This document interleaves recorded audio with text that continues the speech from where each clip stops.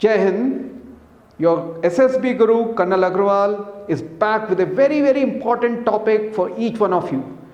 Yes, मेरे प्यारे army navy air force के एस्पिरेंट्स जो भी सब एसएसबी में जाते हैं, बहुत सारे अपने मन में ख्याल मन गढ़ंत बातें लेकर जाते हैं, बहुत सारी अफवाहों के साथ जाते हैं और उनके मन में ये चलता है कि वहाँ तो ऐसा होता है, वैसा होता है, ऐसा देखता है, उसने ये कहा था, और ज़्यादातर चीज़ें जो होती हैं उनके मन में वो बिना किसी बेसिस के और एक तरह से जिसे कहते हैं मिथ्स होते हैं, मिथ्स अबाउट एसएसबी.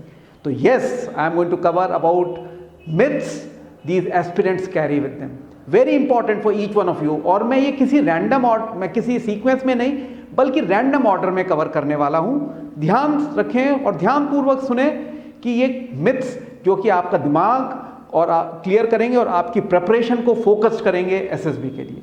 एक सबसे बड़ी जो ऑब्जर्वेशन मैंने देखी है वो ये है कि जितने भी एसएसबी में जाते हैं वो ये सोचते हैं कि वहाँ पर मेस स्टाफ, गार्ड कमांडर्स, जितना भी आपका हेल्पिंग स्टाफ है वो सारे के सारे आपको इवेल्युएट कर रहे हैं, सारे के सारे आपकी साइकोलॉजी के एक्सपर्ट्स हैं और वो 24/7 शेरलॉक होम्स की तरह से आपको ऑब्जर्व करते हैं, आपके हाव भाव.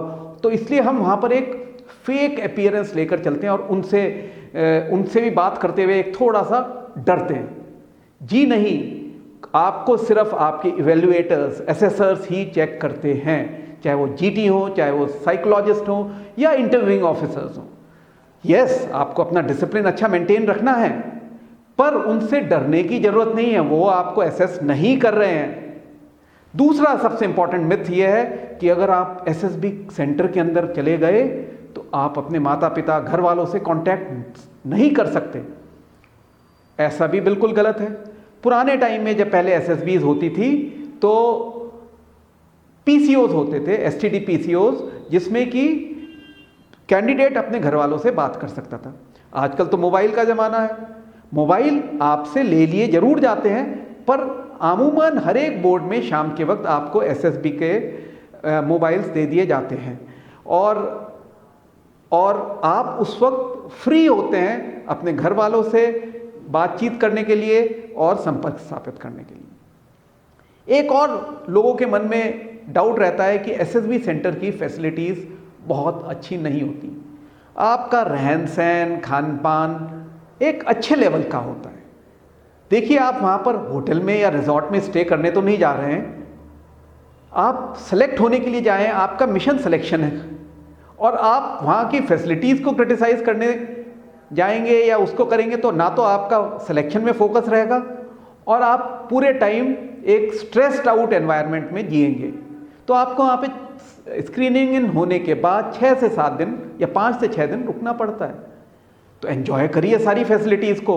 वहाँ पे स्पोर्ट्स की फैसिलिटीज़ भी होती हैं, खान पान या मेसिंग फैसिलिटीज़ भी अच्छी होती हैं और रहन सहन भी ठीक ठाक अच्छे लेवल का होता है.